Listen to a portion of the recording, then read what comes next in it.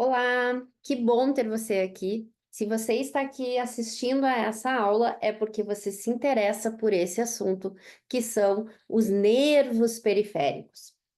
E quando nós falamos de nervos periféricos, nós temos que pensar tanto naqueles nervos que nós já conhecemos, como nervo mediano, nervo ulnar, nervo radial, nervo ciático e assim por diante.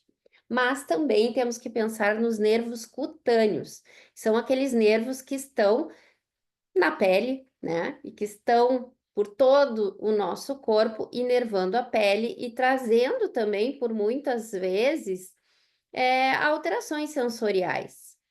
E a grande pergunta é essa: você sabe avaliar e tratar disfunções nesses nervos? Então, nós vamos conversar sobre isso hoje. Eu sou a Fabiana Silva, sou fisioterapeuta, atualmente doutoranda em Ciências da Reabilitação pela UFSPA, mas já tenho experiência no mestrado e na docência. Comecei a dar aula em graduação em 2005 e trabalhei em universidade por 14 anos e hoje ministro aulas, né, cursos de aprimoramento, atividades de extensão e aulas em pós-graduação. E também, né, escrevo artigos, escrevo capítulo de livros. E esse assunto dos nervos periféricos é um assunto que eu gosto muito. E, inclusive, nesse final de semana eu vou dar aula em uma pós-graduação, né, um curso de especialização, justamente sobre esse tema. Então, é um tema que sempre é atual, ele é um tema que não sai de moda. Por quê? Porque, primeiro, porque agora a gente tem ainda mais evidências, e segundo, que é algo que é comum, né? As disfunções nos nervos periféricos são muito comuns no nosso dia a dia clínico. E aí, vamos imaginar um cenário aqui, né? Então, vocês estão atendendo um paciente e essa pessoa se queixa de uma dor que começa lá na cervical, às vezes um pouco mais posterior, às vezes um pouco mais posterolateral, e essa dor ela se espalha para o membro superior, ou às vezes o paciente diz ela se irradia, né? Então, ela vai para alguma parte do membro superior, que pode ser só até a região do deltoide, pode chegar até o cotovelo, o antebraço, a mão, né? O punho, a mão e assim por diante, né? Eu quero que você pense comigo agora. Quando você vê uma imagem assim, e se você tivesse um paciente né, com essas características, qual é a primeira coisa que vem na sua mente quando você vê isso? Na minha, já surgem algumas hipóteses, né? Algumas ideias. Bom, pode ser que seja isso, pode ser que seja aquilo, que seja aquele outro, tá? Então, pensando assim em algumas hipóteses que a gente pode ter, e isso é bem importante porque a gente junta a queixa do paciente, o motivo pelo qual ele está nos procurando, com a história, e a gente vai gerar hipóteses, né? Isso aqui vai ter que dar um resultado aí, né? É uma soma que dá um resultado e que através desse resultado, ou seja, dessas hipóteses, a gente vai testar essas hipóteses para depois partir para a ação. E o que que é a ação? É o tratamento, tá? Então, quando eu vejo um paciente assim, que eu acho que talvez também deve ter passado pela cabeça de vocês, eu penso, bom, pode ser algo na cervical, né? Fábio, algo o quê? Bom, a gente tem algumas hipóteses que a gente vai chamar de estruturais, tá? E que eu já adianto para vocês que é a minoria. Uma pequena parte dos pacientes que se apresenta com aquelas características é que vai ter essas alterações que eu vou mostrar aqui, causando sintomas. Olha que isso é importante, que eu falei, vai ter essas alterações causando sintomas, porque eu posso ter, por causa da idade, osteófitos, por exemplo. Tá aqui, ó. E quando esses osteófitos, que são popularmente chamados de bico de papagaio, né? Quando esses osteófitos causam algum tipo de irritação mecânica, na raiz nervosa, por exemplo, a gente vai dizer que esses osteófitos estão causando sintoma. Mas tem muita gente que tem osteófito e que não tem sintoma nenhum. O mesmo vale para um disco intervertebral degenerado, um disco, como está falando aqui, não saudável, né? Faz parte da idade, perder altura, perder hidratação, ter rupturas discais, ter, né, abaulamentos discais. O que a gente precisa entender é se isso, ou seja, se essa alteração estrutural, ela se conecta com a queixa da pessoa, com o que ela está sentindo, tá? Então, aqui uma outra possibilidade é de que essa alteração ou esse disco não saudável esteja fazendo uma compressão ali, que pode ser no nível medular, né, na medula, na raiz nervosa, ou quanto mais lateral ela tiver, no nervo periférico, que no caso aqui, né, quando a gente pensa na cervical, são os nervos, é a inervação que vai para os membros superiores. Na lombar, a gente vai ter a que vai para os membros inferiores, e na torácica, aqui vai para o tronco, né? Tronco incluindo o abdômen, tórax. E se a gente for pensar nos nossos tecidos, né? Não só na coluna, mas quando a gente pensa no nosso membro superior, é como se a gente estivesse diante de um sanduíche. E eu adoro ver no Instagram que tem aqueles vídeos da Itália, né? Agora já tem em São Paulo também, deve ter em outros lugares que a pessoa vai e vai comer um sanduíche, né? Parece delicioso aquele sanduíche. Mas, por exemplo, se o presunto tiver estragado, ou se o tomate tiver estragado, se a alface não tiver de boa qualidade, se o queijo não for bom, ou se o pão não tiver novinho e crocante, esse sanduíche não vai ser o mesmo. E a gente pode não querer comer esse sanduíche, né? E eu quero usar essa analogia do sanduíche para o nosso corpo. Então, se uma parte desse conjunto, desse quebra-cabeça, não está bem, o todo não vai estar bem, né? O todo, no caso aqui, era o sanduíche, ou o todo é o nosso corpo, a nossa saúde. Então, aqui eu tenho um exemplo para vocês, né? Se a gente fatiar o nosso membro superior, que era aquela área em que aquela moça estava referindo sintomas, a gente tem uma espécie de sanduíche com vários componentes. Então, se um dos componentes do sanduíche não está fisiologicamente adaptado e adequado, a gente pode ter queixas. E aí, eu quero trazer um exemplo para vocês aqui, ó. Se essa parte do sanduíche está alterada, por exemplo, né, com excesso de tensão miofascial, com desorganização dessa fáscia, né, muita infiltrado de gordura, muita desorganização dos tecidos, o que que vai acontecer? Vai haver uma compressão, por exemplo, aqui, ó, a gente tem os nervos, o cutâneo medial do braço e o mediano. Então, a questão compressiva, ela pode não ser só na cervical. Então, pode ter paciente que vai chegar e vai se queixar, não necessariamente que essa compressão vem lá da cervical, mas que pode ser em qualquer parte do trajeto, em qualquer camada desse sanduíche. E aí, quando a gente vai descendo, ó, vai acontecer a mesma coisa. Lembrando, ó, tá aqui o mediano mais embaixo, próximo do cotovelo. Então, a disfunção pode acontecer em qualquer uma das camadas, né? E aí, reparem que aonde eu tenho um nervo, eu tenho um azulzinho que é a veia, né? E eu tenho, nesse exemplo aqui, tenho veia basílica, artéria e veias braquiais. Então, se a gente tiver também uma questão circulatória, isso também vai comprometer o funcionamento desse nervo, não direta, mas indiretamente, tá? E se a gente tiver uma disfunção miofascial, isso compromete também a questão circulatória, não só neural periférica, ok? Muito bem.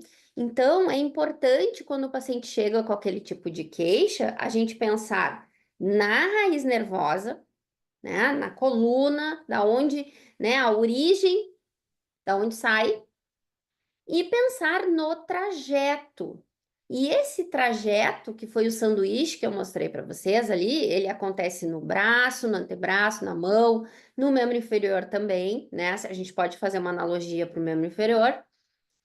E nesse trajeto, a gente tem esse tecido que é a fáscia superficial. Esse tecido ele está muito ligado às questões metabólicas, tá? E aos processos inflamatórios no corpo. Então, a gente já sabe hoje que a fáscia superficial ela é extremamente inervada, então ela pode gerar um potencial nociceptivo, isso está contribuindo para a queixa do paciente. Ela regula os processos metabólicos e regula a drenagem, então, se o paciente tem edema, ela está implicada também. E ela é um tecido extremamente delicado, né? E hiperidratado e muito inervado, principalmente com inervação do sistema simpático. Então, tem fibras simpáticas na face superficial. Então, olha como é importante incluir nas hipóteses que se esse paciente tiver um nível de estresse grande, tá? Isso pode ser uma ativação do sistema nervoso simpático e isso altera os tecidos ali, altera as camadas do nosso sanduíche. Mas a gente tem um outro tipo de fáscia que nós chamamos de fáscia profunda. E essa fáscia profunda, ela está abaixo da hipoderme, né? E ela está muito próxima do músculo. Então, a gente tem 3 ou 2 camadas acima do músculo. Então, aqui está o músculo, né? E no músculo, a gente tem uma fáscia bem coladinha nele, que é a epimisial, e depois a gente tem fáscia intramuscular. Então, a contração muscular, ela vai moldando essa fáscia profunda. Então, se a gente tem um excesso de tensão, se a gente tem um overuse e a gente não recupera adequadamente, o que que é essa recuperação? Fazer o remodelamento dessas estruturas, isso pode alterar uma das camadas do sanduíche e aí a gente ter sintomas. Então, na fáscia profunda, a gente tem a formação do que nós chamamos de compartimentos. Isso também acontece no membro inferior, por exemplo. Então, essas camadas faciais, elas vão dando, de fáscia profunda, dão volume para um grupo muscular e as aponeuroses cobrem vários grupos musculares, que nós podemos chamar também de cadeias miofaciais, tá? Então, a gente vê que nesses compartimentos, ó, não há interrupção da comunicação. Então, o que acontece na região posterior, acontece na região anterior, acontece na lateral, acontece na medial. Então, a gente tem como se fosse uma roupa interna abaixo da pele, que é muito superficial, que está perto da pele, que é a face superficial, e a gente tem uma roupa, um macacão profundo que está próximo do músculo, que a gente pode ver aqui, ó, que é a face profunda. E ela tem uma característica muito interessante, que é a sua capacidade de resistir à tensão. Ela é extremamente rígida, tem bastante colágeno tipo 1, então deformar essa face não é algo fácil. A gente deve buscar usar o movimento, tanto o movimento ativo quanto passivo, para trazer mobilidade para essa face, né? Um outro exemplo bem conhecido que liga os compartimentos são as membranas interósseas, que vão permitir tanto a conexão, mas também a mobilidade entre uma estrutura óssea e outra, tá? E aí, a alteração dessas fáscias, né, desses compartimentos, pode trazer repercussões para a questão dos nervos periféricos. Mas não é só isso. A gente tem também nervos cutâneos. né? São esses nervos que vão trabalhar toda essa questão sensorial da nossa pele. Então, nós temos aqui, ó, um mapa tanto da região anterior quanto posterior do corpo, em que a gente vai ver que tem vários ramos de nervos cutâneos e que a queixa do paciente pode ser por uma questão em um desses nervos cutâneos, tá? Ou estar associada. E aqui eu tenho uma, uma visão aproximada do membro superior, certo? Então a gente pode pensar o seguinte, ó, o ramo cutâneo lateral superior do braço, ó, ele vai trazer sintomas para a região do deltoide, como se fosse ali, né, a ombreirinha, tá? A ombreira tá aqui, na verdade, né? Mas a lateral ali, dando aquele formatinho, né? Para o ombro, mais deltoide médio. Vamos ver um outro exemplo aqui, ó. Lá no punho, né? No antebraço. Então, a gente tem lá o nervo, né? Os ramos lateral, ramo anterior e ramo posterior do nervo cutâneo lateral do antebraço. Então, vai suprir essa área, né? Já se a gente tiver um paciente que tem sintomas mais ali na região extensora, daí já é o ramo do cotovelo. Então, a gente vai também se atentar para esses mapas de nervos cutâneos, que não é algo tão comum da gente estudar, para ajudar esse paciente. E como eu falei para vocês, esse sanduíche ele pode estar maravilhoso, tá tudo certo, mas se o paciente tem queixa, é porque alguma coisa está acontecendo em geral, né? E dentro das camadas que descem para o membro superior, a gente tem, por exemplo, aqui, ó, essa descida do nervo mediano, então a gente está olhando de frente, né? E a gente tem o rádio e a ulna aqui, e aqui a gente tem uma arcada ou ligamento de Struther. Quando esse ligamento ele está espessado, o que que ele faz? Ele comprime o nervo nessa área. Então, a gente precisa modelar este ligamento, a gente precisa dar de novo, né, a viscoelasticidade, elasticidade que ele deveria ter, porque isso vai causar sintomas compressivos. E tem situações em que a gente vai considerar que há uma dupla compressão, é o chamado double crush. O que é essa dupla compressão? Além de ter uma compressão na cervical, o paciente tem uma compressão ao longo do trajeto, ou seja, lá no sanduíche, tá? E quando há um excesso de tensão miofacial, por exemplo, na cabeça ulnar do pronador redondo, tá? A gente vai ter uma compressão nesse nível aqui também. Então, trabalhar essas questões miofaciais pode ser bem importante.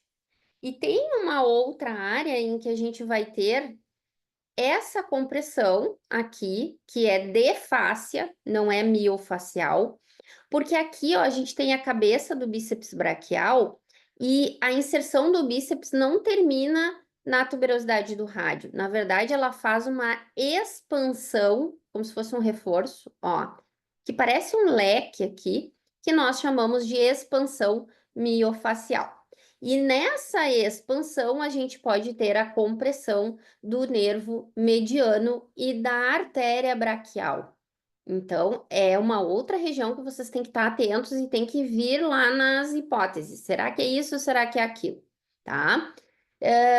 E aqui é um outro exemplo, né, que a gente também pode ter uma alteração no nervo anterósseo anterior, tá? Vamos lá.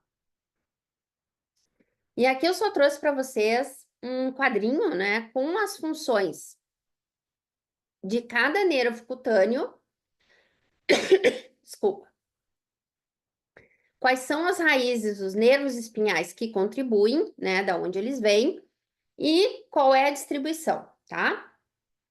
Fábio, preciso decorar isso? Não, né? Mas é importante estar sempre relembrando, é importante ter esses mapinhas à mão quando vem uma dúvida. E é algo, além de ter isso, né, é importante a gente saber fazer a avaliação neurodinâmica para avaliar como é que está o comprimento, como é que está a mobilidade, como é que está o nível de irritabilidade desses nervos no que a gente chama de interface, tá? Que é no sanduíche, é no caminho por onde esse nervo está passando, o que está acontecendo nessas camadas? E a gente está falando aí de camadas transversais do sanduíche, mas eu tenho camadas longitudinais também, tá? E aí, trouxe aqui alguns exemplos também para vocês. Por exemplo, quando a gente tem essa compressão proximal, a gente vai chamar de radiculopatia. A gente pode ter também a síndrome do desfiladeiro torácico, uma alteração no plexo braquial, né? Alguma questão traumática. E a gente tem que entender que essas radiculopatias, elas vão trazer normalmente, tá? Alteração de reflexos, ou seja, vamos pensar no reflexo tricipital, reflexo bicipital, estilo radial, tá? Esses reflexos, eles vão estar diminuídos ou ausentes. O mais comum é estar diminuído, então a gente sempre compara os dois lados. E se a gente tiver uma compressão que altere a parte sensitiva dessa raiz, a gente vai ter sintomas, né, queixas sensitivas. Ardência, formigamento, falta de sensibilidade, etc. E também a gente pode ter uma compressão que gere sintomas motores, como falta de força. Então, é como se o sinal do telefone, né, fosse interrompido. Então, está sendo comprimido, esse sinal não segue adiante, tá? A gente tem também as compressões que nós vamos chamar de sistêmicas, que têm relação com questões metabólicas, por exemplo, diabetes não controlado, neuropatias hereditárias, a própria doença de Parkinson, por exemplo, a esclerose múltipla, que são doenças que trazem neuropatias. E o hipotireoidismo também. Então, a gente, lá na anamnese, a gente pergunta, faz essas perguntas para o paciente: tem isso, tem aquilo, para definir, não. E a gente tem as compressões no trajeto, no que a gente chama de interface, né, as camadas do sanduíche, em que a gente vai ter uma compressão distal, uma neuropatia compressiva distal, a gente pode ter um trauma, a gente pode ter um tumor, pode ser depois de uma fratura mal consolidada, a gente pode ter essas situações aí por edema, um edema excessivo, também vai comprimir nervo, certo? Tensão excessiva, então a gente tem vários acontecimentos que podem estar aí envolvidos, né? E não dá para descartar a fáscia. Por quê? Porque eu mostrei para vocês que ela é muito importante, tanto a superficial quanto a profunda, porque os nervos perfuram essa face, né? Os nervos periféricos têm que chegar aos músculos e eles perfuram os tecidos. É como se o nervo fosse o palitinho que vai em cima do sanduíche, ele tem que conseguir passar livremente por todas as camadas, senão o sanduíche não vai ser funcional, ok? E para que vocês consigam dominar com maestria esse conteúdo, depois que muito vocês me pediram, eu criei uma oportunidade para esse ano ainda, que é o curso online de nervos periféricos, nos dias 9 e 10 de novembro, 2 dias ao vivo pelo Zoom, com uma modelo, eu mostro todas as técnicas, com uma equipe que faz filmagem, então, qualidade de som e imagem, todos os detalhes, é melhor que o Netflix. E o objetivo desse curso é que tu consiga tratar muito bem esses pacientes, não só esse exemplo da cervical que eu dei, mas vamos pensar em outras situações de membro inferior, por exemplo. E aí eu vou abordar anatomia, fisiologia, as funções desses nervos periféricos, a gente vai ver os cutâneos também, quais são as implicações clínicas, como é que vocês vão avaliar essas disfunções, como é que a gente vai avaliar as interfaces, o caminho pelo qual o nervo está passando, como é que a gente faz os testes, quando a gente deve fazer os testes, e né? Palpa nervo, não palpa nervo, como é que eu defino que esse nervo precisa de mobilidade, então eu vou abordar tudo isso com vocês. E o foco do tratamento, eu sempre ensino a avaliação e tratamento. Nunca ensino só tratamento, porque não faz sentido. Vocês precisam entender e saber avaliar para saber o que tratar e como tratar. E aí, na intervenção, eu trago técnicas de terapia manual e de mobilização neural com progressão. Então, existe uma progressão, um paciente que está numa fase inicial, intermediária, uma fase de alta, como a gente vai dando carga para esse nervo, como que a gente vai fazendo o tecido se remodelar, certo? Então, é imperdível, é o momento de você não ter mais dúvidas. Vou dar uns exemplos de casos clínicos que aparecem no teu consultório, que você já viu, tenho certeza, no seu dia a dia, e que você precisaria desse conhecimento. Então, vamos lá. Hérnia de disco cervical, protusão cervical, síndrome do túnel do carpo, síndrome do desfiladeiro torácico, compressão do nervo ulnar, por exemplo, neuropatia diabética, neuropatia periférica. Vamos pensar em mais uma situação. Uma gestante que está com esses sintomas e está tendo compressão dos nervos por causa do edema, tá? E não teria contraindicação de aplicar. Vou falar também da meralgia parestésica, que é uma compressão de um nervo cutâneo, né? Que é o cutâneo lateral da coxa.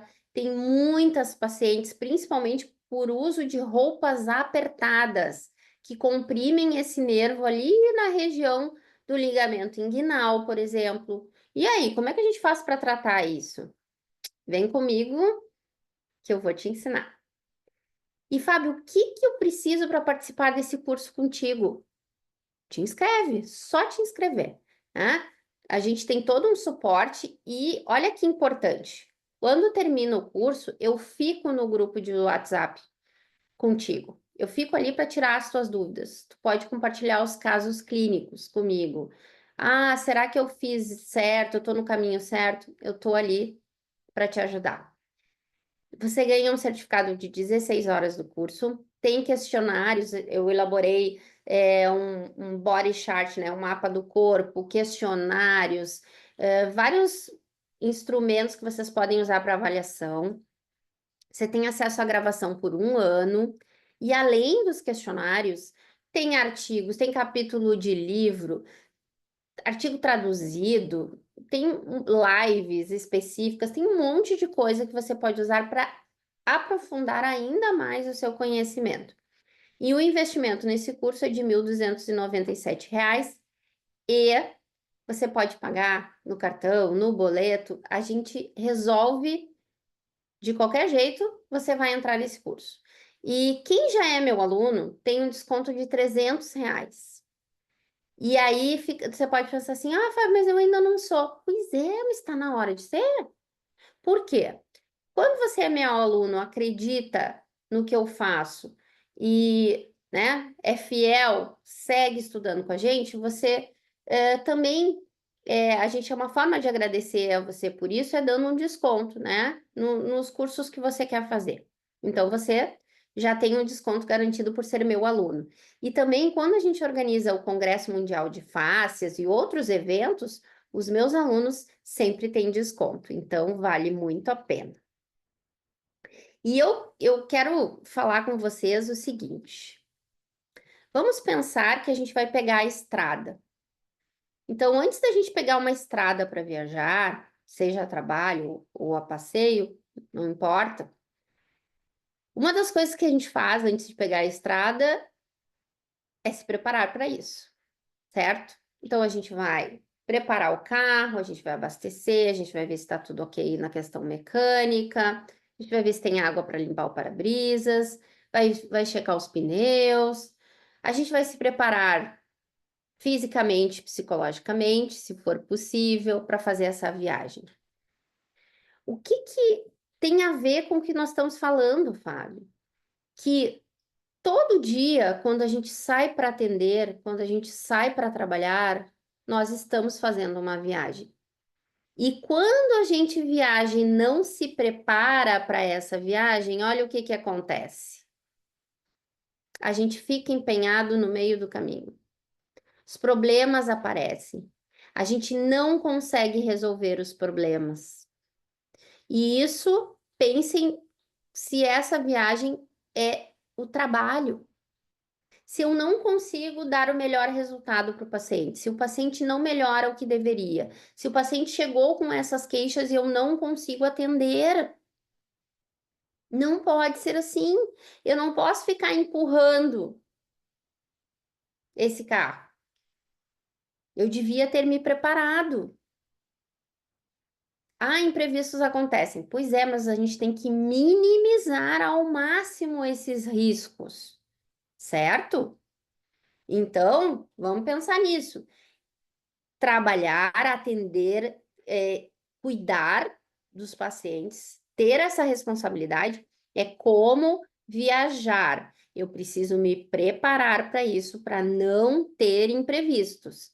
E uma forma de se preparar é justamente estudando, trocando com colegas, comentando casos, né? E nos nossos grupos a gente tem esse momento. A gente tem para os alunos também o Clinical Cases, né? Um encontro mensal onde a gente discute casos, são a apresentação de casos de pacientes, discutir avaliação, discutir condutas, e isso é muito necessário para que a gente não fique empenhado no meio do caminho e muito menos com um sol de 40 graus na cabeça.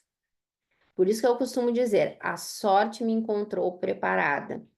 Porque quando as oportunidades chegam e um paciente novo é uma nova oportunidade, a gente tem que estar preparado. Então, não basta contar só com a sorte, a gente precisa se preparar para os momentos que virão. Então, a gente tem que ter adaptabilidade. Vamos pensar nessa árvore aqui. Ela se moldou conforme a direção do vento. E quando a gente pensa,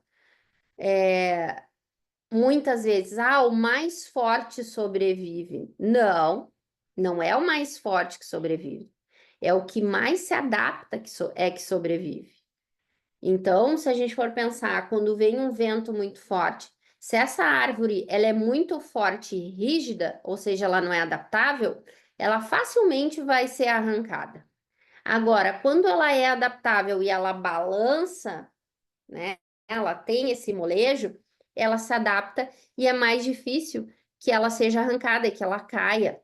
Então, nós, como profissionais, precisamos dessa adaptabilidade, precisamos entender que cada paciente é um paciente, que a gente precisa se adaptar muitas vezes a determinadas situações e que a gente precisa sim estar sempre em busca, sempre querendo aprender, sempre com um brilho nos olhos e uma curiosidade em relação ao que está acontecendo aí no dia a dia da nossa profissão e como a gente pode dar o melhor para cada paciente que chega até nós.